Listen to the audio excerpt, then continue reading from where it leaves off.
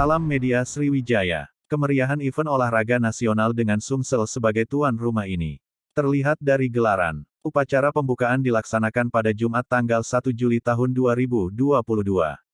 Malam di Rowing and Kanung Reget Course Jakabaring Sport City Palembang dan dipimpin Menpora Zainuddin Amali didampingi Gubernur Sumsel Herman Deru. Berbagai atraksi dan penampilan artis ibu kota menjadi daya tarik tersendiri bagi masyarakat kota Palembang khususnya dan Indonesia yang menyaksikan spektakuler acara pembukaan ini.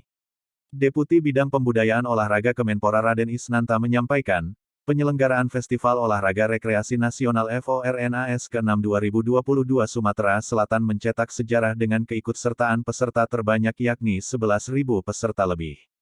Saya mendengar FORNAS tahun ini memiliki animo yang luar biasa. Karena peserta yang saya dengar sudah mencapai 11.000 peserta lebih. Ini angka yang fantastis, kata Isnanta saat membuka rapat kerja raker persiapan penyelenggaraan FORNAS ke-6 2022 di Ballroom Hotel Beleza, Jakarta.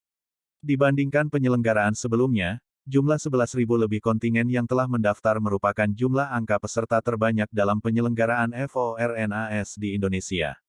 Deputi Isnanta sampaikan rasa bangga dan terima kasih serta ucapan apresiasi mewakili pemerintah kepada pemerintah provinsi.